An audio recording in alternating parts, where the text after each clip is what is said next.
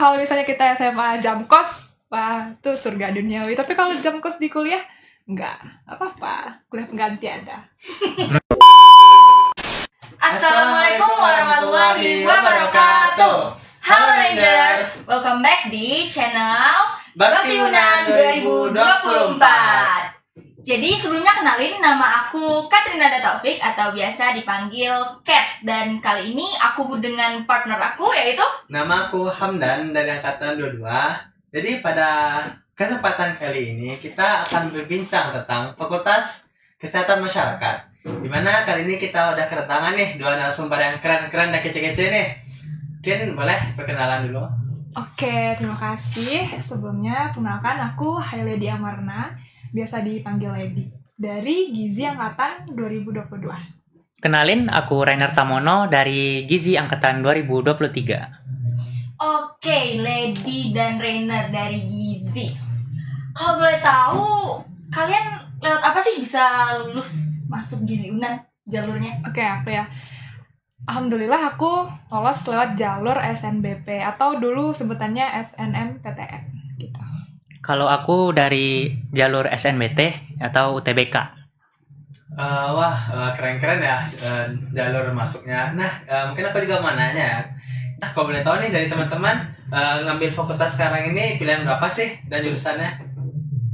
Aku pilihan 1 dong. Aku juga dong. Aku juga ngambil FKM itu pilihan 1. Oke, pilihan pertama ya. Pilihan satu-satunya juga nggak? Oh, benar. Oh my god. Dari berjuta-juta miliar-miliar jurusan yang ada di dunia ini, kenapa sih kalian tuh milih jurusan Gizi sebagai tempat kalian akan menempuh pendidikan? Kalau dari aku sendiri, aku milih Gizi itu karena di Gizi ini kan kita belajar tentang pola makan, pola hidup yang sehat, dan juga tentunya ilmu Gizi ini dipakai di kehidupan kita sehari-hari kan. Dan juga melihat di Indonesia ya saat sekarang ini kasus stunting itu mulai marak terjadi, dan juga diabetes dan juga penyakit yang berkaitan dengan pola makan itu sekarang kasusnya meningkat. Jadi aku ingin berpartisipasi untuk mengurangi kasus-kasus tersebut melalui aku kuliah di Gizi. Tuh. Oke, selain itu kita semua tahu kan gelar sarjana gizi itu SGZ. Keren nggak? Keren ya.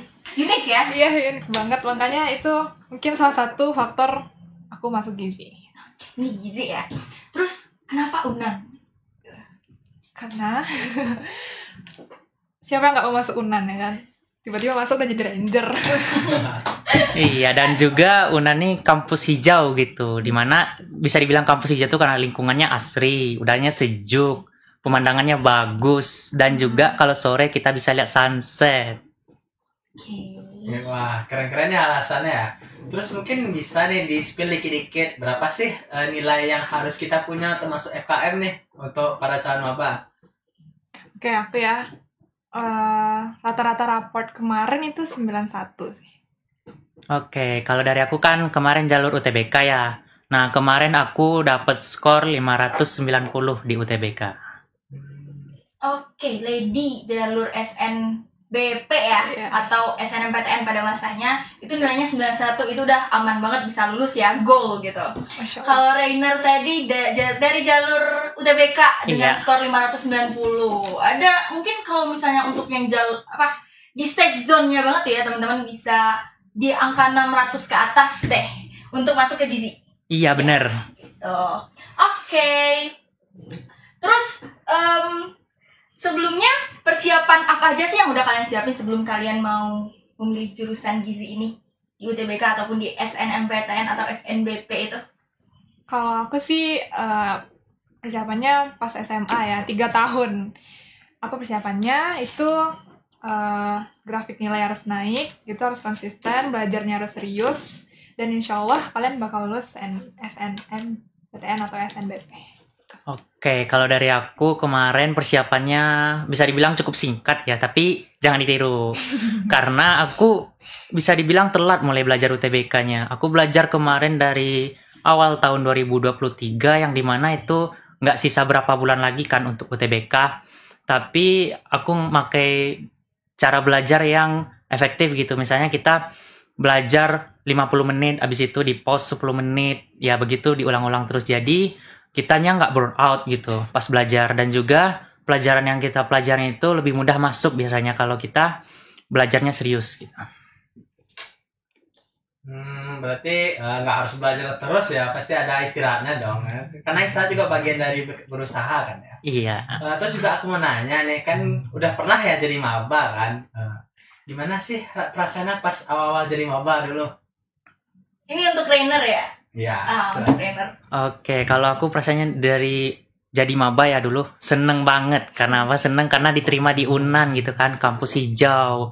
Dan juga seru lah kuliah di UNAN gitu. Kegiatan-kegiatannya seru-seru banget gitu. Oke. Tadi untuk trainer, sekarang aku mau nanya nih ke Lady. Ya. Gimana sih adaptasi ketika menjadi mahasiswa baru sebelum SMA dan harus beradaptasi ke dunia perkuliahan? Perbedaannya gitu ya? Iya. Yang pasti beda banget ya. Dulu pas SMA kita udah ditetapkan gitu, kita kelasnya di sini. Tapi kalau kuliah itu kita cari-cari kelas. Kalau misalnya kita SMA jam kos, wah itu surga duniawi. Tapi kalau jam kos di kuliah, enggak apa-apa. Kuliah pengganti ada. Kuliah pengganti ya. Nah, mungkin untuk calon maba nih, ada namanya kuliah pengganti, nanti teman-teman rasain aja ya, bisa masuk kuliah ya. Kalau dari aku transisi apa yang berasa itu ya perbedaan SMA sama kuliah gitu. Di SMA kan kita sekelas terus ya, jadi kita ketemunya teman-teman yang itu-itu aja, kelas yang itu-itu aja, jadi kan kayak ngerasa bosen gitu.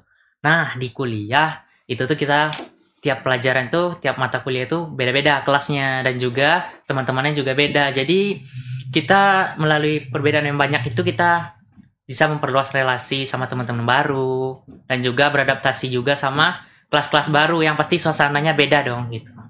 Wah, kerasa banget ya bedanya ya SMA sama kuliah ya. Iya berasa. Mungkin nih dari Rainer ya, kan yang paling baru Bakti kemarin. Nah, gimana sih rasanya Bakti UNAN kemarin? Bakti UNAN itu benar-benar seru gitu, acaranya gede banget karena kan semua mahasiswa baru ada di acara itu, semua fakultas gitu, yang nggak dari Sumatera Barat aja kan, ada dari luar Sumatera gitu kan, dari pulau-pulau luar juga kan. Jadi kita ketemu sama orang dari berbagai daerah yang pasti budayanya beda-beda, dan juga kita bisa saling kenal gitu dengan orang-orang di luar daerah kita gitu. Jadi dari situ kita bisa dapetin relasi yang lebih lagi gitu. Oke, tadi Rainer bilang acaranya gede dan seru. Nih Lady juga ikut Bakti kan ya? Ikut dong. Kasih dong testimoninya, apa sih yang bisa buat kalian ngerasa Bakti itu seru gitu? Apa ya hal yang berkesan dari Bakti? Kalau aku sih penampilan masing-masing UKM ya di tingkat UNIF. Itu kan mereka menampilkan kebolehannya secara maksimal gitu. Jadi kita kayak wow, amazing, euforianya tuh terasa banget. Nah, itu yang bikin Bakti itu berkesan sih menurut aku. Kalau dari aku yang bikin Bakti itu berkesan itu mentor dari kelompoknya itu baik banget, dan kak mentornya itu juga yang membimbing kita untuk mengikuti Bakti itu selama 3 hari. Jadi kita nggak ada merasa kebingungan gitu untuk ngikutin acaranya. Wah, ini untuk calon-calon maba ya. Di UNAN mentornya baik-baik lah ya. Jadi jangan takut masuk UNAN. Lalu untuk Lady ya, mungkin gimana aja sih perasaannya selama kuliah di UNAN gitu. Terus juga kayak apa aja keistimewaan yang udah didapatkan selama di UNAN? Ya, yang pertama UNAN itu kan kampus hijau ya. Jadi kalau kita kuliah di UNAN kita nggak bakal, bismillah ya, nggak bakal sakit karena polusi udaranya tuh nggak ada. Terus banyak sih yang istimewa, kampusnya, gedungnya itu unik ya, itu jadi salah satu kebanggaan lah jadi mahasiswa UNAN. Ya. Oke, kalau boleh tahu nih ya, kalian berdua asalnya dari Padang atau luar Padang nih? Oh, kalau aku kebetulan dari Padang. Oke, kalau Lady? Aku anak rantau. Anak rantau. Mantep nih. Oke, jadi boleh kasih nggak gimana sih rasanya kuliah di kota yang bukan asal kita gitu, di kota orang gitu, jadi perantau? Ya, seperti yang pengalaman ya, nggak seburuk itu kok, malahan seru. Jadi kita sebagai anak rantau nggak usah takut jauh dari orang tua, karena kita di sini punya tujuan ya. Terus salah satu faktor yang bikin betah itu lingkungan sih. Jadi pilihlah lingkungan yang baik untuk mendukung passion kita, teman-teman contohnya. Itu yang bikin kita bisa survive di rantau. Benar. Kalau boleh tahu nih Lady, mungkin untuk gambaran calon-calon maba calon FKM ya, apa aja sih yang Lady pelajari selama di FKM gitu? Apa aja sih mata kuliahnya? Oke, di Gizi itu kita mempelajari banyak ya. Ada matematika, biologi, kimia, hitung-hitung. Itu Gizi juga. Sosum juga. Nah, jadi jangan ragu masuk Gizi. Kalau untuk praktikumnya ada nggak? Ada. Apa tuh, spill dikit dong. Itu namanya dietetik mata kuliahnya. Jadi kita bakal nih pada calon maba yang mau masuk Gizi, kita bakal menghitung menu, menghitung gizi seseorang. Nah, kita susun menunya, itu yang bakal kita praktikkan di lab nantinya. Gitu. Oke, gitu ya. Jadi kan tadi udah sedikit diberikan gambarannya ya, gimana apa aja yang dipelajarin. Nah, selama kalian berkuliah di FKM nih ya, ada nggak kendala-kendala yang kalian hadapi? Dan gimana sih cara kalian survive atau menyelesaikan kendala tersebut? Dari Rainer dulu deh. Dari aku kendalanya itu biasanya sering rasa tugasnya itu banyak gitu, karena transisi dari SMA gitu kan. Di SMA kan tugasnya nggak terlalu banyak, nah di kuliah rasanya terlalu banyak karena transisi gitu kan. Dan kendala yang sering aku hadapin itu ada di beberapa matkul aku kurang begitu ngerti. Nah biasanya aku nanya teman untuk gimana cara nyelesainnya, gimana, terus belajar bareng sama teman-teman, ngerjainnya bareng. Nah di situ karena belajar bareng, jadi aku ngerti materi apa yang sedang dipelajari, yang sedang dibahas gitu. Kalau Lady sendiri gimana? Oke, kebetulan karena aku anak organisasi ya, jadi butuh keseimbangan antara akademik sama organisasi. Jadi kita harus tahu mana yang bisa diprioritaskan, mana yang bisa ditunda gitu. Jadi manajemen waktu sih, dan gimana cara kita buat ngatur supaya sistemnya tuh nggak sesuai dengan apa yang kita tujukan awalnya. Oke, ada sedikit tips and triknya juga nih teman-teman. Harus pandai memanajemen waktu, emosi juga ya tambahan, biar kita bisa survive di dunia perkuliahan. Ya kan teman-teman? Iya pastinya. Terus mungkin nih dari jawaban-jawaban keren narasumber kita hari ini, kayak mungkin boleh sedikit closing statement dulu untuk calon-calon maba kita. Mungkin dari Rainer dulu, boleh silakan. Oke, kalau dari aku closing statement-nya, mencegah lebih baik daripada mengobati. Karena di FKM itu kita belajar untuk mencegah, bukan mengobati. Oke.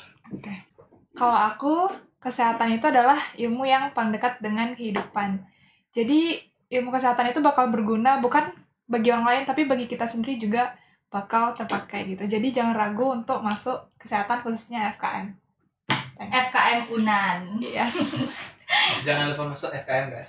Unan. Nah, enggak di mana-mana ya. Keren-keren ya closing statement kita pada hari ini. Juga mungkin terima kasih ya pada narasumber yang udah berkesempatan hadir. Ya, sama-sama. Podcast kali ini. Dan gak cuma terima kasih buat narasumber kita aja, terima kasih juga buat teman-teman yang udah nonton podcast kita kali ini bersama dengan FKM.